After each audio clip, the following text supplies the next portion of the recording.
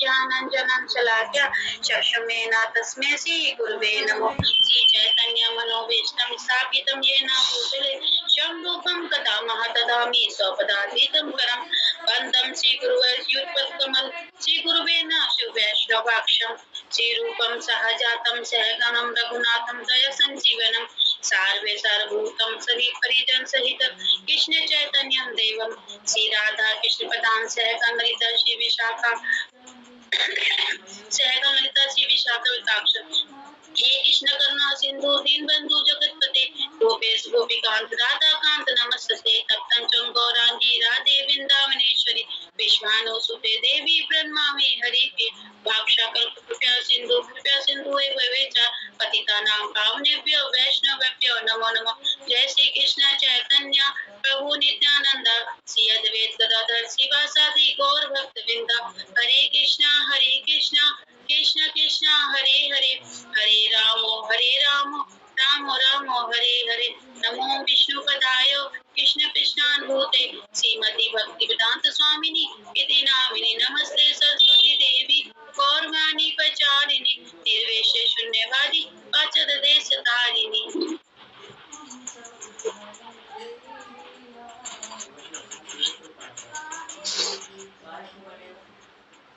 ओम नमो भगवते वासुदेवाय ओम नमो भगवते वासुदेवाय ओम नमो भगवते वासुदेवाय। श्रील प्रभुपाद की जय महाराज की जय।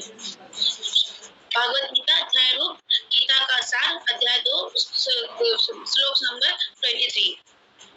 नैनं छियन्ति शस्त्राणि नैनं दहति पावकम् न चैनम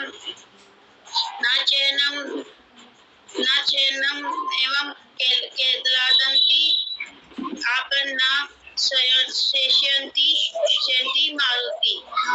मारुतम। ये आत्मा ना तो कभी किसी शस्त्र द्वारा खंडित किया जा सकता, न अग्नि द्वारा जलाया जा सकता, न जल द्वारा भिगोया जा सकता, न वायु द्वारा सुखाया जा सकता। इसमें बताया गया है कि हम आत्मा को किसी अस्त्र शस्त्र से किसी से भी हम खंडन नहीं कर सकते, न अग्नि द्वारा हम जला सकते और जल द्वारा न भिगोया जा सकता, न वायु द्वारा से सुखाया जा सकता। श्रील प्रभुपाद की जय। श्रील प्रभुपाद की जय। सारे हथियार तलवार अग्निशास्त्र वर्षाकास्त्र चक्रवात आदि आत्मा को मारने में असमर्थ है। ऐसा प्रतीक होता है कि आधुनिक आग्नेय शास्त्र के अतिरिक्त मिट्टी जल वायु आकाश आदि के भी अनेक प्रकार के हथियार होते हैं। यहाँ तक कि आधुनिक युग में नाभि के लिए हथियारों की गणना भी आग्नेय शास्त्र में की जाती है, किंतु पूर्ण काल में विभिन्न पार्थिव तत्व से बने हुए हथियार होते हैं। आग्नेय शस्त्र का समान जल के वरुण हथियारों से किया जाता है और आधुनिक विज्ञान में के लिए अज्ञान है। आधुनिक विज्ञान को चक्रवात हम कुछ फट जाता फिर भी सिला के पहनते हैं, फिर थोड़ी देर फिर सिला के पहनते हैं, फिर अब ये वस्त्र पुराना हो चुका तो हम उसको पोछे के द्वारा फेंक देते हैं, क्या भाई फटा जाए। ऐसा ही हमारा शरीर है। हमारा शरीर पहले बाल वस्त्र तो पहले जन्म लेता है, वो न्यू वर्कर्स को हम कितना देखभाल करते हैं अपने बच्चों को, फिर 18 साल की उम्र होती है, फिर 21 की होती है, फिर धीरे धीरे हमारा शरीर बूढ़ा होता चला जाता है, फिर वो एक दिन छीन मर जाता है। तो ऐसी हमारी आत्मा है, हम वो शरीर है इसी की वस्त्र की तरह ही है, और आत्मा तो हमारी जितनी उम्र बढ़ती रहेगी पर आत्मा का शेप तो वही रहेगा, जितना है वही रहेगी। हमारे बाल के हजारों कोण के बराबर है और उसके बराबर ही रहेगी हमारी आत्मा। आत्मा का कोई बदलाव नहीं होता, आत्मा वैसी की वैसी ही रहेगी। मायावादी इसकी व्याख्या नहीं कर सकते जीव किस प्रकार अपने अज्ञान के कारण उत्पन्न हुआ है और तत्काल माया की शक्ति का आवृत हो गया है। ना ही आदि परमात्मा में जीवों को विगल कर पाना संभव है। प्रत्ययुक्त सारे जीव परमात्मा से विगल हुए अंश हैं। क्योंकि सनातन आत्मा है अतः माया द्वारा अविकृत होने की उसकी अविकृति स्वाभाविक है और इस तरह वे भगवान की संगति के व्रत हो सकते हैं। जिस प्रकार अग्नि के प्रज्वलित अग्नि में विगल होते ही बुझ जाते हैं, यद्यपि इन दोनों के गुण समान होते हैं। बराह पुराण में जीवों को परमात्मा का भिन्न अंश कहा गया है। भगवत गीता के अनुसार भी सात्विक रूप से ऐसे ही है। अतः मोह से मुक्त होकर भी जीव अस्तित्व रखता है। जैसा कि कृष्ण द्वारा अर्जुन को दिए गए उपदेश में स्पष्ट है। अर्जुन कृष्ण के उपदेश के कारण मुक्त तो हो गया है, किंतु अभी भी कृष्ण के एकत्व नहीं हुआ है। इसमें मायावादी के बारे में बताया गया है कि मायावादी सिद्धांत का खंड किया गया है। भगवान ने कहा है मायावादी सिद्धांत का क्या कहना, भगवान एक है, उसके आत्मा अलग अलग हो सकती है। मायावादी कहते हैं कि आत्मा अलग अलग होती है, भगवान से अलग अलग होती है आत्मा, भगवान से ही निकले हुए हैं आत्मा, सारी आत्मा। पर भगवान तो इतने बड़े हैं, पर हम तो एक छोटे से जीव हैं, भगवान के द्वारा निकले हैं, अंश है भगवान के। हम भगवान के अंदर से भगवान आत्मा को हम खंडित कर सकते हैं, आत्मा को हम काट नहीं सकते। एक उदाहरण ले लो आटे का, हम आटे को मारते हैं, आटे की लोई बनाते हैं, आटे को तो हम लोई बना के द्वारा रोटी बना सकते हैं, पर आत्मा को हम अलग अलग नहीं कर सकते।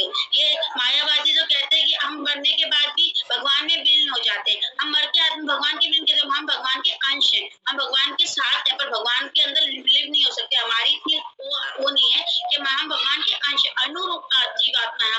हम भगवान के अंदर कैसे मिल सकते हैं, भगवान के द्वारा हमारा अंश है भगवान में, हम भगवान के अंश है, पर हम भगवान के अंदर आत्मा को हम खंडित नहीं कर सकते, आत्मा को हम मार नहीं सकते। आत्मा तो ऐसे कि हम आत्मा के द्वारा कैसे मार सकते हैं। एक उदाहरण ऐसे थे, एक हम दो पंखे चल रहे हैं, एक मोमबत्ती जला लो एक पंखे के नीचे और एक जगह अग्नि जला लो। अब मोमबत्ती तो चलते ही अग्नि, मोमबत्ती तो बुझ जाएगी, पर अग्नि क्या होगा, बुझेगी नहीं, वो तो और उज्जवलित हो जाएगी। अग्नि तो बहुत ज्यादा बहुत उज्जवलित हो जाती है, और वो अपने अपने कण है, वो कहीं घास में गिरेगी तो और प्रज्वलित हो जाएगी, धरती में मिलेगी तो मिट जाएगी। अग्नि का कण, जो अग्नि का जो कण निकलेंगे, वो जो कण निकलते हैं अग्नि में से, वो भी धरती सही बोला ना, हाँ सही बोला, अग्नि में वो अग्नि निकलती है जो कण है अग्नि में से, और जब घास में जाएगी तो उतना प्रचुर आग न ले लेगी, और जो धरती में जाएगी वो बुझ जाएगी।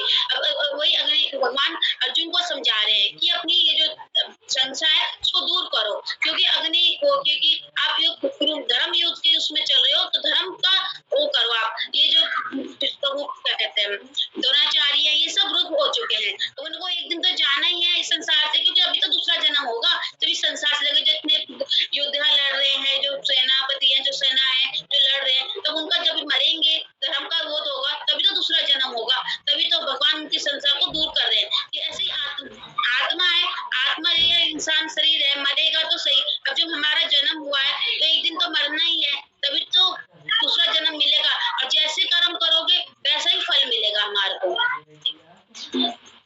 हरे कृष्ण प्रभु जी, सही बोल रही हूँ मैं? हाँ जी माता जी, बहुत अच्छा बोल रहे हो, बहुत बढ़िया।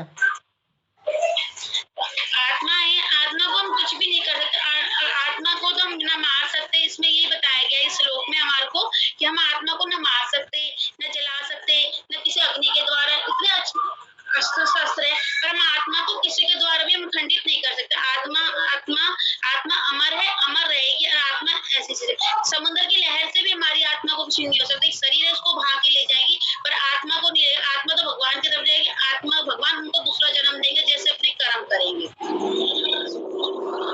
हरे कृष्ण प्रभु जी, इसमें कुछ और जोड़ने लगता है ना, और सब आप लोग को जोड़ सको तो माता जी, प्रभु जी।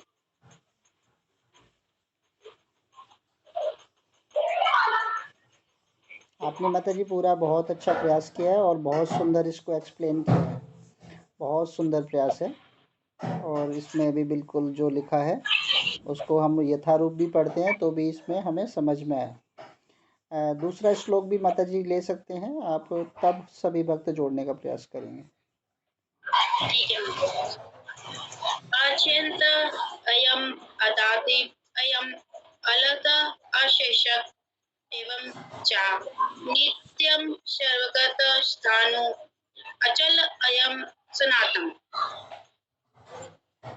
ये आत्मा अखंडित अधूलिशील है, इसे ना तो जलाया जा सकता, ना से सुखाया जा सकता, सातों का स्वरूप अभिकारी अभिकारी स्थित और सदैव एक सा रहने वाला है। इसमें सिर्फ बात की जाए, यहाँ पे बताया आत्मा को हम खंड खंड नहीं कर सकते, न इसे जलाया जा सकता, न इसे सुखाया जा सकता। आत्मा जहाँ है वहाँ स्थिर रहेगा। आत्मा न अपनी जगह बदलती, न आत्मा कुछ करती। इसमें एक उदाहरण ये समुद्र की तरह है। आत्मा है जो समंदर की कितनी भी लहरें आ जाए, जीव बह के चली जाएगी, पर आत्मा अपने स्थान पे और वहीं बनी रहेगी। आत्मा का ये स्थान है कि जहाँ आत्मा रहती है और मरने के बाद भगवान की ओर चले जाते हैं, आत्मा उसी पे है।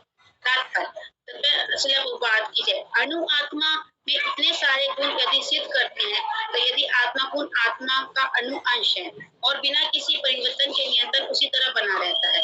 इस प्रसंग में अद्वैत बात का व्यक्त करना कठिन है, क्योंकि अणु आत्मा कभी भी परम आत्मा के साथ मिलकर एक सी नहीं हो सकती। भौतिक कल्प से मुक्त होकर अणु आत्मा भगवान के तेज की किरणों की आध्यात्मिक प्रतिबिंब बनकर रहना चाह सकता है, किंतु बुद्धिमान जीव तो भगवान की संगति रहने के लिए ही वैकुंठ लोक में प्रवेश करता है। सर्वगत शब्द महत्वपूर्ण है, क्योंकि इसमें से कोई सेंस नहीं है। जीव भगवान के समग्र सृष्टि में फैले हुए हैं। वे जल, थल, वायु, पृथ्वी के भीतर तथा अग्नि के भीतर भी रहते हैं।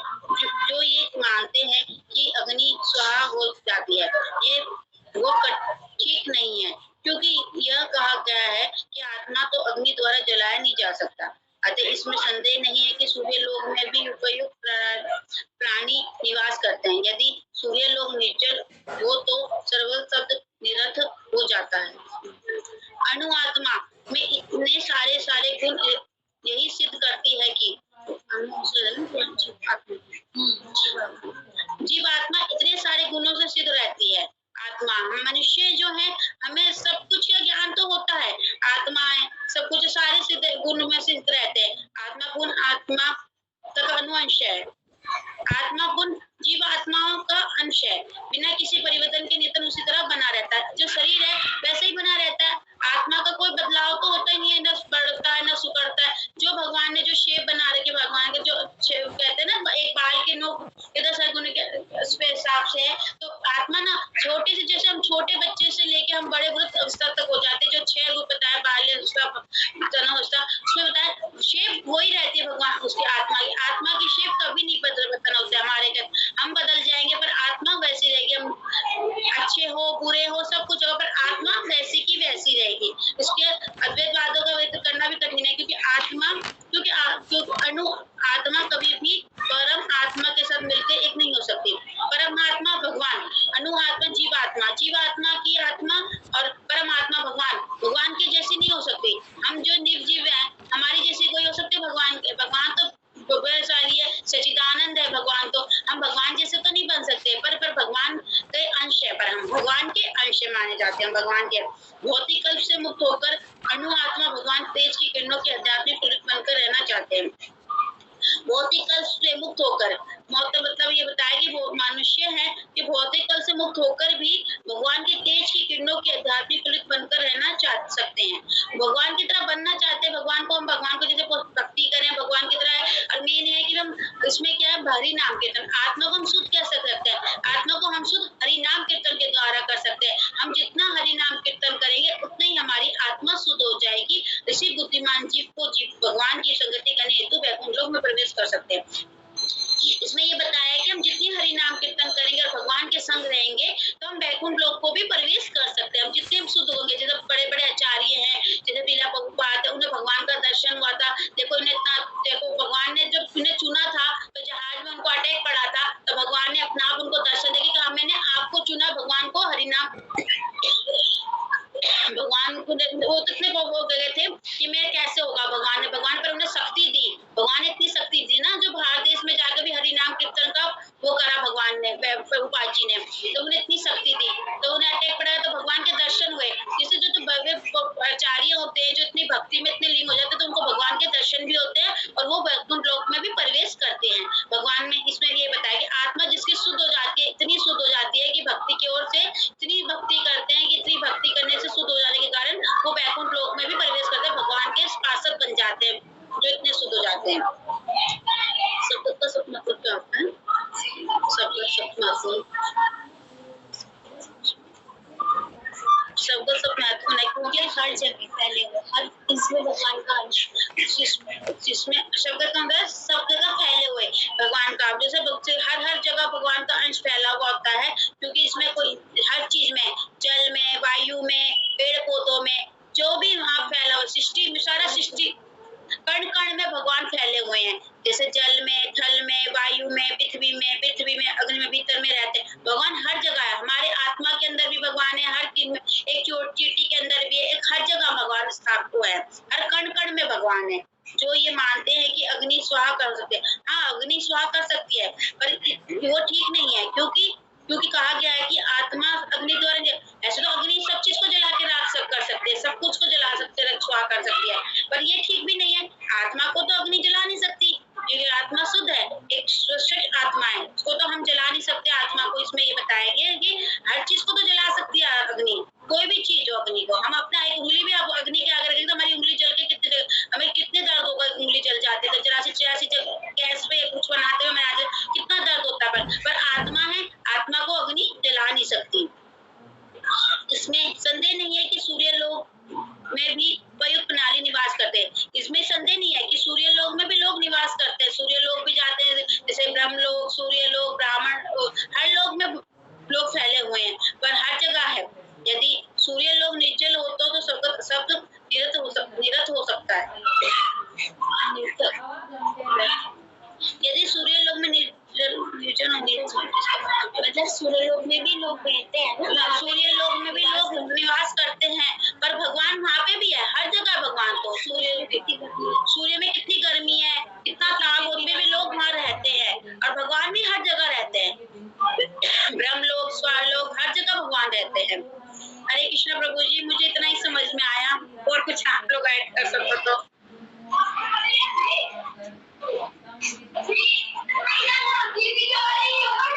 हरे कृष्ण माता जी।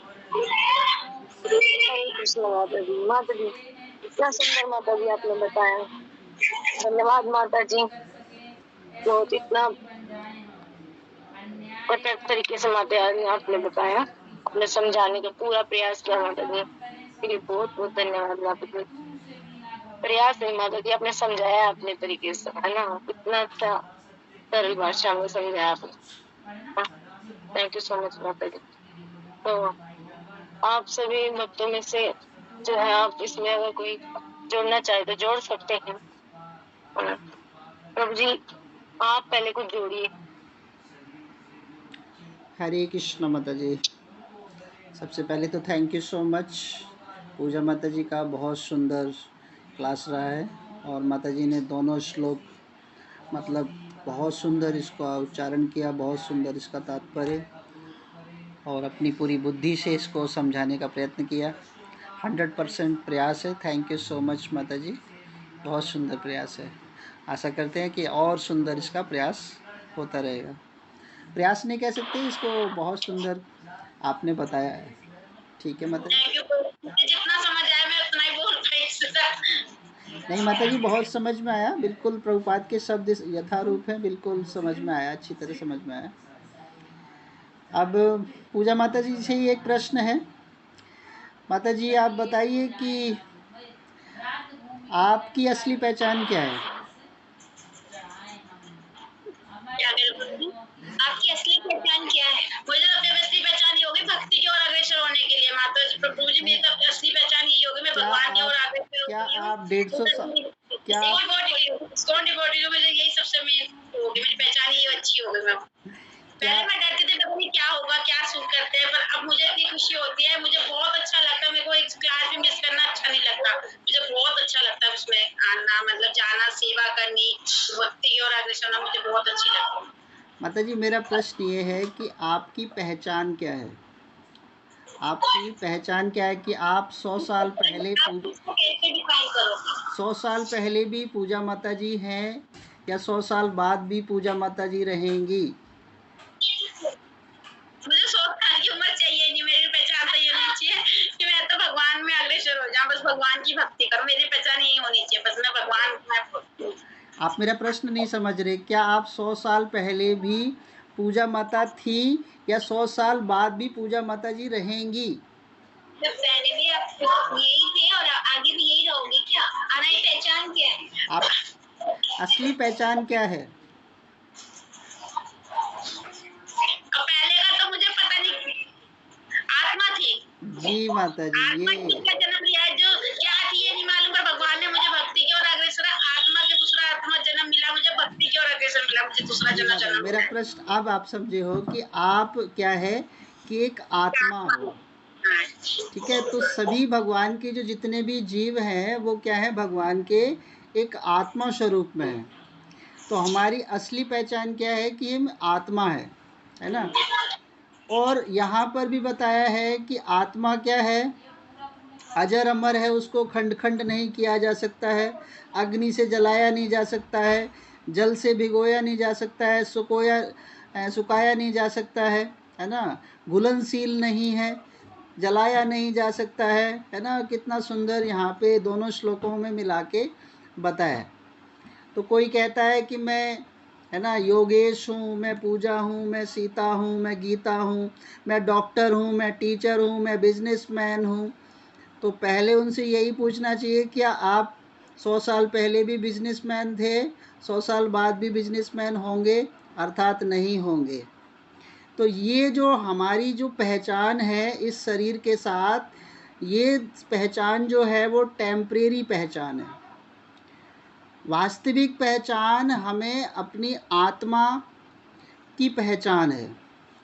और जीवेरे स्वरूप होए कृष्णेरे दास। तो आत्मा का जब पहचान किससे होना चाहिए, भगवान से होनी चाहिए। जो अपनी आज के समय में अपनी पहचान को भूल जाता है तो उसको क्या कहते हैं? पूजा माता जी आप बताएंगे। जो अपनी पहचान को भूल जाता है उसको क्या कहते हैं? अज्ञानता कहते हैं प्रभु। उसको कहते हैं पागल। उसको कहते हैं अज्ञानी कहते हैं, मूर्ख कहते हैं, जो उसे नहीं पता कि एक आत्मा है, मान ले बाबा हम क्या है, कुछ भी नहीं, हमारा शरीर नहीं, हम एक आत्मा है। हाँ बबीता माता जी आपने हैंड रेज किया, आप बताइए। हरे कृष्णा प्रभु जी, यही कि वो अपने आप को भूल जाता है, उसे पागल पागल बोलते हैं प्रभु जी। यस माता जी, उसको क्या बोलते हैं? पागल।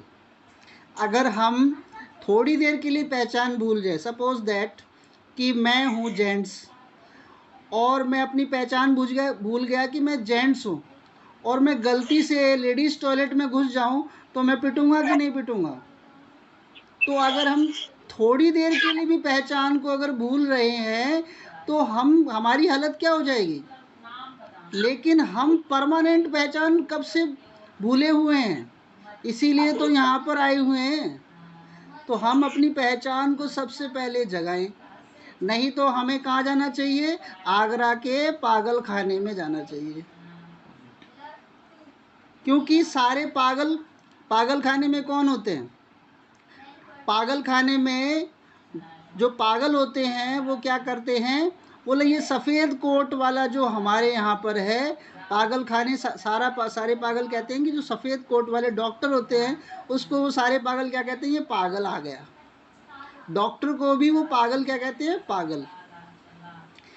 तो जब इस संसार में हम अपनी वास्तविक पहचान को ही भूल गए, क्योंकि जो व्यक्ति भगवान कृष्ण की शरणागत नहीं है और संसार के माया में गुम है, आज वो क्या है? पागल है ना।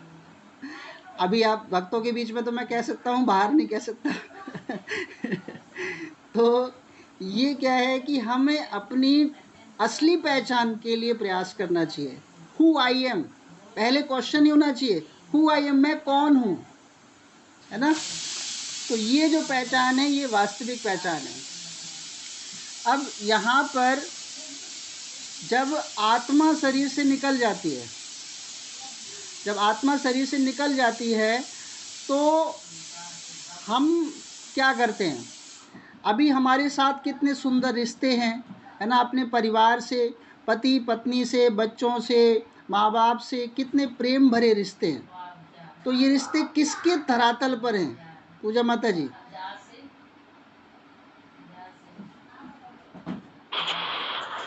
हरे कृष्ण प्रभु जी, दोबारा से बताइए, कुछ कब आवाज आई प्रभु जी? अभी जो हमारे जो रिश्ते हैं परिवार में, है ना, पति का पत्नी से है ना, आपस में जो रिश्ते हैं, बच्चों से, है ना, और ये सारी माँ बाप से जो रिश्ते हैं, ये किस धरातल पे रिश्ता है? भौतिकता के में प्रभु जी। ये सिर्फ और सिर्फ आत्मा से रिश्ता है, क्योंकि हम सिर्फ आत्मा को ही प्रेम कर रहे हैं। अगर मान लो किसी का शरीर से आत्मा निकल जाती है तो हम बोलते हैं बस जल्दी करो, बॉडी जो है खराब हो जाएगी, उसको ले चलो शमशान घाट।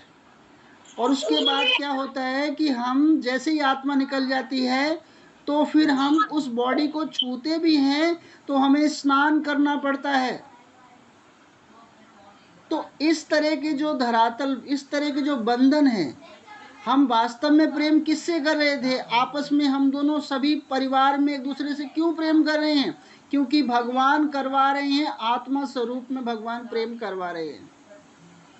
तो ये जो धरातल है, आत्मा का रहस्य है, वही स्थिर है और सब कुछ बेकार है। तो यहाँ पर भी देखिए, मैं भी थोड़ा ही बोलूं क्योंकि सभी भक्त बोलेंगे तो ज़्यादा अच्छा होगा। बोलने में तो थोड़ा और भी बोला जा सकता है, लेकिन मैं एक बताता हूँ कि है ना, यक्ष जो हैं पांडव से यही प्रश्न पूछ रहे हैं कि वास्तव में हैरान करने वाली बात क्या है? तो हैरान करने वाली बात है, आनी आनी भूतानी गच्छामि यम आलयम शेष स्थावरम न इच्छति। मतलब हर कोई मर रहा है, हमारे परिवार में भी, पड़ोस में भी, रिश्तेदारों में भी हर कोई मर रहा है, लेकिन नया क्या है? नया ये है कि हर कोई मर के दोबारा जन्म ले रहा है, और नया ये होना चाहिए कि कौन भगवान के धाम को जा रहा है, ये नया होना चाहिए। तो हमारा गंतव्य जो है वो भगवान के धाम की तरफ होना चाहिए, क्योंकि भगवान के धाम में भी हमारा एक परमानेंट घर है, और हम अपने घर से भगाए गए जीव हैं। तो हमें अपने भगवान के घर पे जाना है, इसलिए हम लोग है ना रात में 9 से 10 11 बजे तक भगवत गीता पढ़ते हैं, ताकि हम अपने भगवान के घर में चले जाएं। तो यही जो है, दोनों श्लोक यही है कि हमें अपनी वास्तविक पहचान को जगाना चाहिए, और हमें आत्मा के जो धरातल पे जो कार्य होते हैं, है ना, उसके लिए प्रयत्न करना चाहिए। और सारे प्रयत्न जो हैं वो बेकार हैं, टेम्परेरी हैं, वो सिर्फ और सिर्फ इस शरीर से संबंधित हैं। हरे कृष्णा माता जी। और भी कोई भक्त बोल सकता है?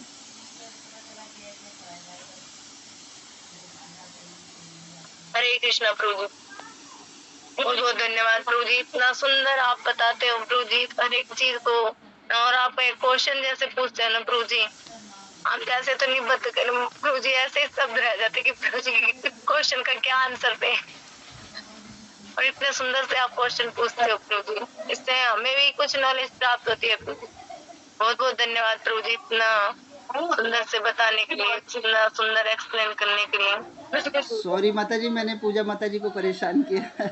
हरे कृष्णा। नहीं प्रभु जी, ना इससे ना प्रभु जी हम सबको ये प्रेरणा मिलती है कि हाँ कुछ तो हो सकता था इसमें। बहुत अच्छा आपका प्रभु जी है कि आप क्वेश्चन पूछते हो, और हम सबको भी थोड़ा सा और इसमें जो है सीखने को मिलता है। धन्यवाद प्रभु जी। विनीता माता जी, आप कुछ माता जी इसमें कुछ ऐड कीजिए माता जी। धन्यवाद माता जी। प्रभु जी ने भी इतना अच्छा बोला, माता जी को इतना मतलब एकदम स्पीड में फटाफट इतना कुछ बोल दिया माता जी ने। मैं लिखना भी चाह रही थी तो लिख नहीं पाई, इतना जल्दी जल्दी माता जी ने बोल दिया बहुत सारी चीज, लेकिन बहुत सुंदर बोला माता जी ने, और प्रभु जी ने तो इतना सुंदर ऐड किया है। मैं ये बोलना चाहूंगी कि प्रभुपाद ने और भगवान ने भी ये स्पष्ट किया है कि जीवात्मा जो होती है ना वो चिन्मय है, और ये शरीर है, ये जड़ पदार्थ है। तो चिन्मय है शरीर, और शरीर जो है जड़ पदार्थ है, और आत्मा चिन्मय है। तो उसका हम एक उदाहरण देख सकते हैं कि जब कुरुक्षेत्र के मैदान में भगवान और अर्जुन जब तीर चला रहे भगवान की आज्ञा से, है ना, जब तलवार चला रहे हैं, तो हम देखते हैं कि अगर कोई चोर डाकू हो वो तलवार चलाएगा तो वो क्या करेगा, वो नुकसान करता है किसी का।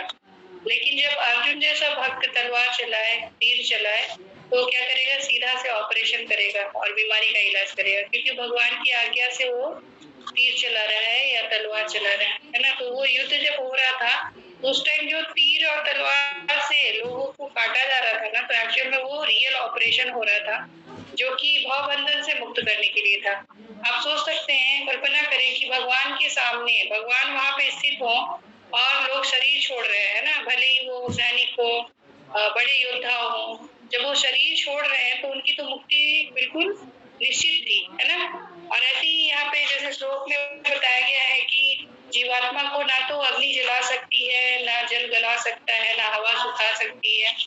तो इसको हम इस बात से समझ सकते हैं कि भागवतम में बिल्कुल स्पष्ट कुछ कुछ छोटी छोटी स्टोरी है। 1-2 मिनट में चाहूंगी कि मैं उसमें बोल लूं, जल्दी से समाप्त कर लूंगी कि सारे वक्त बोले। तो क्योंकि मेरे को भागवतम का ये कुछ प्रसंग याद आ गया, इसलिए मैं बताना चाहती हूँ कि अग्नि जो है वो जला नहीं सकती।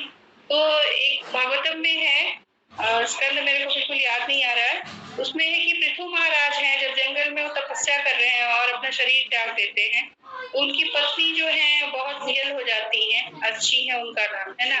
उनकी पत्नी उनके शरीर को लेकर के पहाड़ी पे रख देती है और अग्नि कुंड बनाती है, और उस अग्नि के मतलब अपने पति के साथ वो भी अग्नि कुंड में समाहित हो जाती है और सारे देवता गंधर्व सबको वो बुलाती है ना। तो एक तो वो क्योंकि पहले की प्रथा भी कुछ अलग थी, और क्योंकि वो भी बहुत भक्त थी, अर्षि भी, तो उनके लिए ये मान्य था कि वो भी अपने पति के साथ शरीर छोड़ देती है। और फिर भगवान का विमान आता है, जब वो अग्नि में समाहित हो जाती है तो शरीर जल जाता है और भगवान का विमान आता है, 2 विमान आते हैं, और उसमें उन दोनों की आत्माएं जो है वो बैठ करके भगवान के धाम चले जाते हैं। तो हम इससे समझ सकते हैं कि आत्मा को तो अग्नि जला नहीं सकती है ना। उन्होंने अग्नि कुंड बनाया और स्वयं समाहित हो गई उसके अंदर, लेकिन वो जली नहीं, है ना। केवल उनका जो स्थूल शरीर था, जड़ शरीर था, वो जल गया। तो और पृथु महाराज का भी, तो इससे हम ये समझ सकते हैं कि अग्नि जला नहीं सकती है। और ये देखें कि जब भगवान श्री कृष्ण अपने गुरु से, सांदीपनी मुनि थे ना उनके गुरु, तो सांदीपनी मुनि से जब शिक्षा लेने के बाद उनका शिक्षा जब पूरा हो जाता है, तो गुरु से बोलते हैं कि आप गुरु दक्षिणा, है ना, मैं आपको गुरु दक्षिणा देना चाहता हूँ। तो सांदीपनी मुनि की पत्नी जो थी ना, वो उनका पुत्र था बहुत पहले, जो कि सागर में समा गया था, है ना, मृत्यु हो गई थी समुद्र में, है ना, याद भी होगा लोगों को, आप लोगों को भी याद होगा। तो उनकी पत्नी ने बोला सांदीपनी मुनि से कि कृष्ण है ये, तो हमारे पुत्र को ये वापस ला सकते हैं। और बहुत पहले वो समुद्र में डूब चुके थे सांदीपनी मुनि के पुत्र। उनकी पत्नी ने बोला कि आप कृष्ण से ये बोले कि गुरु दक्षिणा में हमारे पुत्र को ला दे। तो सांदीपनी मुनि अपनी पत्नी की बात मान लेते हैं और वो बोलते हैं कि हे कृष्ण, आप मेरे गुरु दक्षिणा में मेरे पुत्र को ही वापस ला दे। तो भगवान, क्योंकि गुरु दक्षिणा देना था तो उसमें तो ना नहीं बोल सकते थे ना, तो भगवान जाते हैं समुद्र के पास, और क्योंकि समुद्र में कई सालों पहले उनका पुत्र डूब चुका था, तो वहां जाते हैं अंदर, और वहां से जाकर के सांदीपनी मुनि के पुत्र की जीवात्मा को लेकर के आते हैं और उसको एक शरीर प्रदान करके ले आते हैं, जैसा पहले उसका शरीर था। तो इतने सालों तक जल में रहने के बाद भी सांदीपनी मुनि के पुत्र का शरीर गला नहीं। और हम देखते हैं कि जल में बहुत सारे जीव रहते हैं और उसी में वो जन्म लेते हैं, उसमें ही वो पलते हैं, बड़े होते हैं, लेकिन उनका शरीर गलता नहीं है ना। तो इससे भी हम समझ सकते हैं कि जीवात्माएं जो हैं वो जल से गल नहीं सकती। और वो हिरण्याक्ष का जो पुत्र है, जो कि सकट में छुपा हुआ था, है ना, उसका नाम था उत्कच। कल भी मैं चाही थी बताना, लेकिन बता नहीं पाई थी, समय का अभाव था। कि उत्कच जो था वो 12,000 करोड़ साल तक वायु का शरीर लेकर के था, है ना। और वायु का शरीर लेकर के भगवान ने उसको एक पैर से, जब सकट पे पैर लगाया तो उत्कच का उद्धार हो जाता है और उनको चतुर्भुजी शरीर मिल जाता है। और ये भी एग्जाम्पल ले सकते हैं हम कि जब धुंधकारी जब वो मारा जाता है तो प्रेत योनि में है वो, तो उसका शरीर भी वायु के रूप में था। और जब उसका भाई गोकर्ण बोलता है कि मैं आपको भागवत कथा सुनाना चाहता हूँ ताकि आप की मुक्ति हो, तो वो बैठ नहीं सकते, क्योंकि हवा शरीर वायु रूप है, तो वायु में वो कहीं बैठने का स्थान नहीं था, इससे वो 7 कोपल वाले बांस में वो जाकर के बैठ जाता है, छोटे से छिद्र से अंदर समा जाता है और 7 दिनों तक भागवत सुनते उसकी मुक्ति हो जाती है। लास्ट डे में उसको चतुर्भुज शरीर मिल जाता है। तो हम देख सकते हैं ना कि वायु रूप में भी है इतने सालों तक, लेकिन वायु ने उस जीवात्मा को सुखाया नहीं। अगर सूख जाता तो फिर वो कैसे भगवान के धाम जा पाता, है ना। जल ने गलाया नहीं, अग्नि ने जलाया नहीं, और सबके सब जैसे थे वैसे ही थे और भगवान के धाम चले गए, है ना। तो वो जीवात्मा भगवान के धाम चली गई, बिल्कुल पुष्ट जीवात्माएं थी। तो इससे भी हम समझ सकते हैं, ये सारे छोटे छोटे एग्जाम्पल्स हैं जिससे कि हम समझ सकते हैं कि जीवात्मा को कुछ भी नहीं हो सकता, जीवात्मा बिल्कुल चिन्मय है ना। केवल ये शरीर जो है जड़ है और यहीं की मिट्टी में वो मिल जाना है। इतना ही मेरे को समझ आया। धन्यवाद माता जी। हरे कृष्ण माता जी, बहुत सुंदर माता जी। आप ना ज्यादा तो माता जी जैसे भागवतम से इतना सुंदर बताते हैं माता जी, और हर एक चीज का इतने अच्छे से उदाहरण दे के बताते हो, तो उसका तो कोई ये है ही नहीं कि माता जी उसमें कितना सुंदर हम समझ पाते हैं। हर एक श्लोक का मतलब हर एक आप उदाहरण दे के कितना अच्छे से समझाते हो। तो बहुत बहुत धन्यवाद माता जी, इतना सुंदर बताने के लिए, इतना अच्छे से एक्सप्लेन करने के लिए माता जी, धन्यवाद माता जी। बबीता माता जी आप कुछ इसमें जोड़ सकते हैं माता जी। हरे कृष्णा माता जी, सारे दंडवत प्रणाम माता जी। माता जी हमारे लिए तो कुछ बताए हैं प्रभु जी ने भी, माता जी ने कितने अच्छे से पूजा, माता जी ने तो अच्छे से समझाया। फिर माता जी प्रभु जी हम जैसे निम्न बुद्धि वाले तो कुछ भी नहीं समझ सकते, इतना बता भी नहीं सकते। बस यही थोड़ा बहुत समझ में आया माता जी की, जैसे यही बताया कि प्रभुपाद जी ने कि सारे जीव परमात्मा से अलग हुए अंश है, मतलब हम सभी उनसे भगवान से अलग हुए अंश है। एक जैसे कि उदाहरण दिया उन्होंने अर्जुन जी का, जैसे कि अर्जुन ने कृष्ण के उपदेश के कारण मुक्त हो गए, मतलब वो मुक्त तो हो गए अपनी देश जो जैसे मुक्ति तो उसमें पा ली, पर श्री कृष्ण से एकाकार नहीं हुआ। मतलब यही है कि हम उनकी संगति में रहकर मुक्ति पा सकते हैं, और मतलब एकाकार नहीं हुआ जा सकता, कि उनकी आत्मा में मिक्स नहीं हुआ जा सकता। बस इतना है माता जी, ये समझ में आया है ये लास्ट वाला लाइन की। और ये तो है जैसे कि आत्मा अमर है, मतलब ना ये शस्त्र द्वारा कैसे भी खंड खंड किया जा सकता है, मतलब ये तो है ही, ना सुखाया जा सकता है, ना भिगोया जा सकता है, ना चलाया जा सकता है आत्मा। तो ये तो भगवान जी ने बताया है। माता जी थोड़ा बहुत ही समझ में आया, और प्रभु जी ने भी बहुत अच्छे से समझाया, माता जी विनीता माता जी ने भी बहुत अच्छे से बोला है। थोड़ा बहुत ही हरे कृष्ण माता जी, बहुत सुंदर माता जी, आपने भी बहुत अच्छे से बताया माता जी। यही है, हमें इतना ही समझना है जैसे माता जी समझ पा रहे। ये नहीं कि हमें नहीं समझ में आ रहा, मेरे को इतना ही समझ में आया माता जी, जितना भी समझ में आया ना उतना अच्छा समझ में आया माता जी। यही है माता जी, आपने बहुत अच्छे से बताया, धन्यवाद माता जी। भावना माता जी आप कुछ माता जी इसमें बोली माता जी। हरे कृष्ण माता जी, से भक्तों को दंडवत प्रणाम। जैसे कि पूजा माता जी ने इतनी सुंदर क्लास ली है, समझाई दी है सब कुछ, और जैसे आप लोगों ने इतनी अच्छी स्टोरीज ऐड करके और अच्छी तरह क्लियर कर दिया है। जैसे कि यही है कि भगवान यहाँ पे यही बता रहे हैं कि जिस अर्जुन मोहग्रस्त था, अर्जुन शरीर के स्तर पर सोच रहा था, और भगवान उसको आत्मा का ज्ञान देते हैं कि हम शरीर नहीं आत्मा है। तो ये भगवान हमारा यही संशय दूर कर रहे हैं कि हमें वास्तविक हमारा हम लोग हैं कौन, जो कहते हैं ना ब्रह्म जिज्ञासा, हमें यही जिज्ञासा करनी है कि हम हैं कौन। जैसे कि भगवान ने अर्जुन का मोह दूर किया, जैसे वो सभी अपने प्रियजनों को शरीर के स्तर पर सोच रहा था। तो भगवत गीता हमें यही सिखाती है कि हमें प्रैक्टिकली सोच रखनी चाहिए, और हमें आज भी जीना चाहिए कि हमें कर्म कैसे करने हैं, भगवान को कैसे पाना है, भगवान की शरणागति कैसे करनी है। जैसे कि मैंने आज सुबह में पढ़ रही थी ध्यान योग में भगवत गीता में, तो यहाँ पे भगवान बता रहे हैं हरिदास ठाकुर के बारे में कि हरिदास ठाकुर जैसे कि 3 लाख नाम जप किया करते थे। उन्होंने चैतन्य महाप्रभु ने उनको नामाचार्य से संबोधित किया, नामाचार्य से उनका कहते हैं ना उपाधि उनको प्राप्त की। लेकिन क्योंकि यहाँ पे भगवान कह रहे हैं कि यह समझा जाता है कि पूर्व जन्म में उन्होंने शब्द ब्रह्म नामक वेद वर्णित कर्म कांडों को पूरा किया होगा। अतएव जब कोई पवित्र नहीं होता तब तक कृष्ण भावनामृत के नियमों को ग्रहण नहीं करता या भगवान के पवित्र नाम हरे कृष्ण का जप नहीं कर सकता।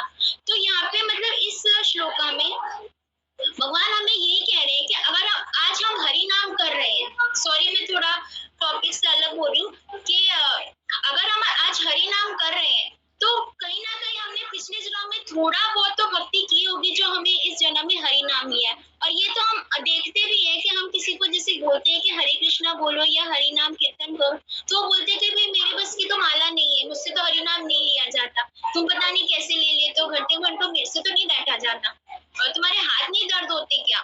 तो मतलब ये चीज है कि भगवान यहाँ पे ये चीज समझा रहे हैं कि अगर हमने थोड़ी सी भी भक्ति पिछले जन्म में की होगी तो इस जन्म में हरि नाम के रूप में हमें वो आशीर्वाद मिले है, भगवान की कृपा मिली है, तो जो हमें सभी को देनी भी चाहिए। और रही बात आत्मा और शरीर की, ये तो भगवान ने कहते हैं ना जैसे श्लोका नंबर 11 से भगवान समझा ही रहे हैं कि हम शरीर नहीं आत्मा है, तो हमें आत्मा के धरातल पर सोचते हुए अपने कर्म को करना चाहिए और अपनी आसक्तियों को दूर करना चाहिए। हरे कृष्ण माता जी, हरे कृष्ण। हरे कृष्ण माता। बहुत अच्छा माता जी आपने बताया, बहुत सुंदर तरीके से, इतना अच्छा उदाहरण देके बताया माता जी, धन्यवाद माता जी। मंजू माता जी आप कुछ माता जी जोड़ी माता जी से। हरे कृष्णा माता जी, हरे कृष्णा प्रभु जी, आप सबने इतना अच्छा बताया, माता जी ने इतनी अच्छी क्लास ली, ऊपर से प्रभु जी ने इतने अच्छे क्वेश्चन आंसर किए, लग रहा था जैसे कुरुक्षेत्र की हम भूमि में ही बैठे हैं, अर्जुन भगवान बैठे हैं और भगवान क्वेश्चन कर रहे हैं, बिल्कुल सेम मुझे तो वही एहसास हो रहा था कि वही क्वेश्चन आंसर पूछ रहे हैं। ये अर्जुन, ये पूजा माता जी के लिए नहीं थे, ये सब हम सब के लिए थे। जैसे गीता अर्जुन को सुनाई थी, लेकिन अर्जुन को ही नहीं, वो तो अर्जुन तो निमित्त मात्र थे, सिर्फ हम सब लोगों को सुनाई थी गीता कि ताकि हमें इस कलयुग में हमारा उद्धार हो सके। सेम वही आज वही पोजीशन हो रही थी कि क्वेश्चन तो पूजा माता जी से पूछ रहे थे, लेकिन हमें लग रहा था कि ये सारे हमारे ऊपर ही जा रहे हैं क्वेश्चन। और विनीता माता जी ने इतनी सुंदर भागवतम की कथाएं सुनाई, इतनी सुंदर की आत्मा ना मर सकती ना जल सकती, वो बिल्कुल अजर है, अमर है। तो ये सब बहुत सुंदर हमें शिक्षा दी जा रही है, हम इसको ग्रहण करें, भगवान हमें इतनी शक्ति दे कि हम इस राह पे चल सके। हरे कृष्णा माता जी, आप सबका बहुत बहुत धन्यवाद।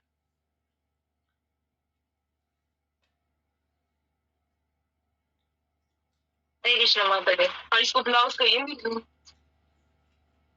धन्यवाद माता जी, अच्छा से बताया माता जी आपने, बहुत सुंदर। हरे कृष्ण माता जी।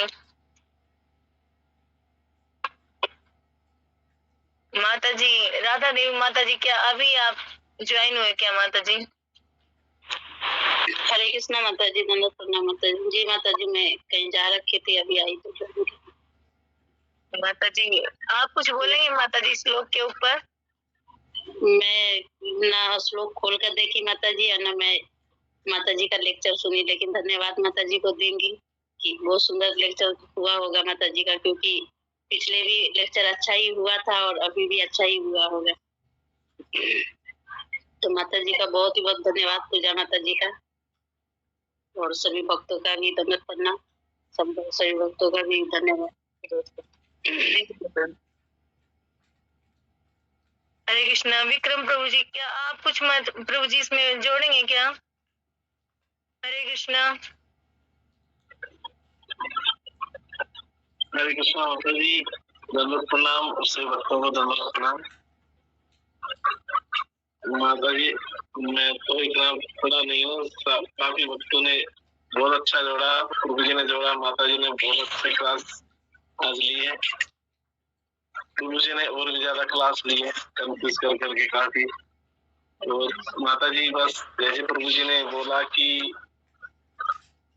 जैसे समझाया प्रभु जी ने, तो वैसे वो ज्यादा अच्छा समझ में आया कि बार बार जो आत्मा का हमारा ट्रांसफर हो रहा है, कभी इसमें कभी उसमें, तो वो बंद हो जाए, तो वही हम काम करें और ये काम करके ही हम किससे छुटकारा मिल जाएगा और हम भगवत धाम चले जाएंगे। हरे कृष्णा माता। हरे कृष्णा प्रभु जी, धन्यवाद प्रभु जी नाम जो बताने के लिए। प्रभु जी कृष्णा प्रभु जी, हरि बोल प्रभु जी। हरे कृष्णा माता जी, हरे कृष्णा प्रभु जी, सभी भक्तों को धन्यवाद प्रणाम। आत्मा तो अजर अमर है ये माता जी। नैनम छिदंती शस्त्राणी नैनम दहती पावका न चैनम कले जंत्या पुण्य सोचती माता कि बिना आत्मा को जलाया जा सकता है, न उसको दबा के कुछ मतलब कुछ भी हवा में सुखाया जा सकता है, ना कुछ भी नहीं किया जा सकता उसका। तो कहने मतलब वो अजर अमर है। आइए कि भी भगवान जी ने कितनी वो सूक्ष्म बनाई है कि भी कोई उसको हानि नहीं पहुंचा सकता, कोई उसको कैद नहीं कर सकता। तो ये तो भगवान जी पहले से फुल प्रूफ प्लान बनाया हुआ उन्होंने, क्योंकि आने वाले टाइम में वैज्ञानिक बहुत तरक्की कर चुके हैं, तो इस वजह से भगवान जी ने सारे सेफ्टी फीचर्स रखे हुए हैं आत्मा में कि कोई ये तो है। तो आत्मा अजर अमर है ये समझ में आया माता जी। और प्रभु जी कि भी इसका ये है कि भी बाकी पिछले श्लोकों में भी सारी बातें मतलब होती रही कि भी ये आत्मा मुक्त कैसे होंगी, कहाँ मतलब विनीता माता जी ने भी बताया, उनसे भी क्वेश्चन किया था मैंने। तो आत्मा अजर अमर है यही समझ में आया माता जी और प्रभु जी। हरे कृष्णा प्रभु जी, हरे कृष्णा माता जी, सभी भक्तों को धन्यवाद। हरे कृष्णा प्रभु, धन्यवाद प्रभु जी। जैसे आपने बताया प्रभु जी, बहुत सुंदर बताया कि जैसे पिछले श्लोकों में भी आया ना आत्मा के बारे में, जैसे 2.20 में ही आया था कि जो आत्मा के बारे में ना, न जायते मृत्यु वा कदाचित् न अयं भूत्वा भविता न भूया अजो नित्य शाश्वतो अयं पुराण न हन्यते हन्यमाने शरीर। कि जो आत्मा है ना, आत्मा के लिए किसी भी काल में ना जन्म और ना मृत्यु है, ना तो कभी जन्म है और ना जन्म लेता और ना जन्म लेगा ना। हमने ये समझा भी है पीछे है ना, तो यहाँ पे हम पीछे पढ़ा है हमने आत्मा के बारे में भी। आज भी जो हमें श्लोक से हमें समझ में आया, यही समझ में आया कि आत्मा जो है वो उसको किसी भी अस्त्र शस्त्र से ना खंड खंड नहीं किया जा सकता, नहीं काटा जा सकता है ना। और आत्मा है जो उसे अग्नि द्वारा जो जलाया नहीं जा सकता। जैसे माता जी ने कितना सुंदर तरीके से कितना अच्छे से रेफरेंस देकर बताया कि आत्मा को जो है जलाया नहीं जा सकता, और पानी के द्वारा जो उसको भिगोया नहीं जा सकता है, और वायु द्वारा सुखाया नहीं जा सकता ना। तो यही है कि आत्मा जो है अजन्मा नित्य और शाश्वतम, और ये बहुत ही पुरातन है।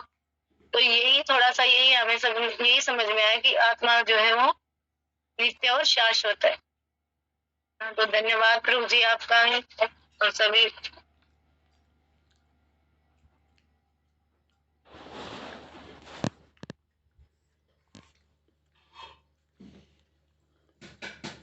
माता जी म्यूट हो गया आपका। हाँ, धन्यवाद सभी भक्तों का, कितने सुंदर से जो है कक्षा हमारी हो पा रही है, और सभी जो है टाइम से ज्वाइन करते हैं उसके लिए भी बहुत बहुत धन्यवाद।